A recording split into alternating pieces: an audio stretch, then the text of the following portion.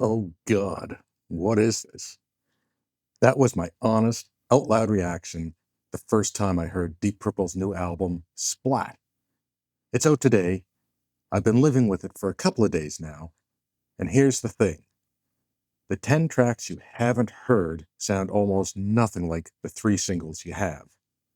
Let me explain. Quick facts for anyone just landing here. 24th studio album, out today on Ear Music, 13 tracks. It's the 6th straight album with Bob Ezrin producing, and the second one with Simon McBride on guitar.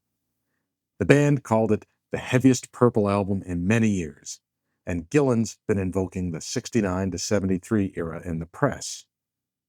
I've heard all 13 tracks. Today is pure gut reaction, no numbers. Next week, every track will be scored out of 100, so subscribe if you want the verdict with receipts. Here's my headline after multiple listens. The 3 singles, Arrogant Boy, Diablo, Guilt Trippin', are the most conventionally Purple songs on this record. They're the ones that sound like what you would expect new Deep Purple to sound like, close to what the band's been doing in recent years, more or less. The other 10 tracks, the band stretches out.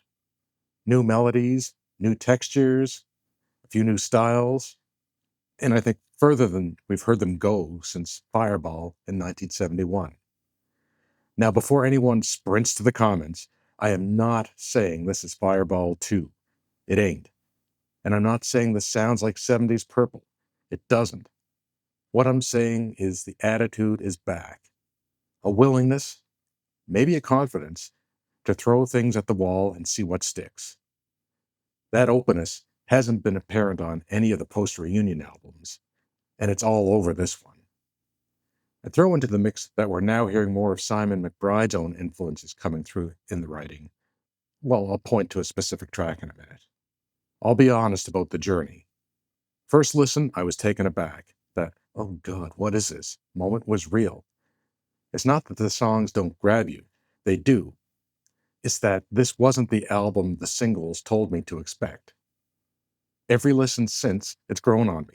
This is a grower, and I think a lot of you are going to have the same arc I did. The production is excellent, taut, and honestly among the best sounding albums Purple has ever released. I'm a huge fan of what Ezrin has done with the band over the last 13 years. I've done a whole video on his work with Purple. Link is in the description. But I'll say it, I found Equals One fatiguing on the ears.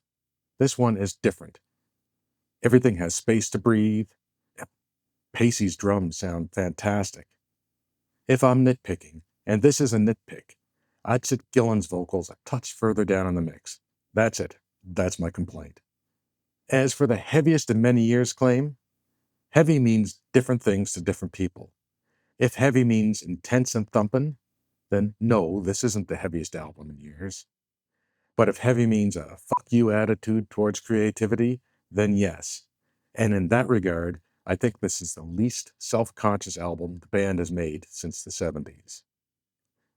So the sound is great across the board. But I'll tell you now, there are 2 tracks on this record I'm still struggling with, and one of them kind of reminds me of a certain fictional rock band. We'll get there. Beyond how the album sounds, there's supposedly a story here too. The band's pitched this as a concept album of sorts. The end of humanity as transformation. I'm deliberately not covering that today. I'm saving the lyrics for next week's full scoring, because that deserves real attention, not a hot take. If you want the verdict on whether a concept actually holds up, that's another reason to come back. I'm not going to regurgitate the singles. I've made a full video on each of them, links below. It's the other 10 tracks that matter today, and 4 of them have their hooks in me already. The Rider.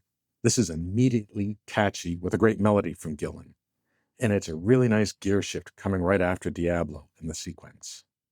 The Beating of Wings. This is the McBride track I mentioned earlier. Very tasty R&B vibe with some gorgeous guitar runs.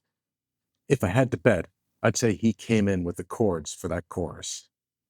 This is what I mean about new influences in the room. Quick gear change, because before I get to the most 70s sounding track on the record, I have to talk about the drums. Third Call. This is broad, dark, some psychedelic bits that kind of remind me of The Mule. And Paice is fantastic on it. The Only Horse in Town. There it is. Fantastic, anthemic organ intro, very 70s. The true story is, I was listening to this on headphones, glanced over at my shelf, and my eyes landed on the spine of my Rockford Files Blu-ray box. And it fit. That's how 70s this thing feels in its bones. Not retro, not pastiche, just that undertone. Now, the two I promised, the ones I'm wrestling with. Sacred Land. And I'm going to be straight with you. On first listen, this made me think of Spinal Tap, and I'm still working past that. I'm not writing it off. It might click with me by next week's scoring, but right now, that's where I am. And scribbling gibberish. It doesn't offend me at all. It's just that after multiple listens, I haven't found a hook that makes it stick. If you hear it today and it grabs you, genuinely tell me what I'm missing in the comments, because I really want to like it. So, taking it back on Listen 1, converted by Listen 4, the most adventurous Purple record in decades, wearing 3 relatively safe singles as a disguise. Next week, the unboxing, that is if the box arrives on schedule, and every single track scored out of 100. The verdict on the concept and whether Sacred Land climbs out of the hole. If you want the final numbers, subscribe. Splat is out right now. Go hear it, then come argue with me. Have a great day.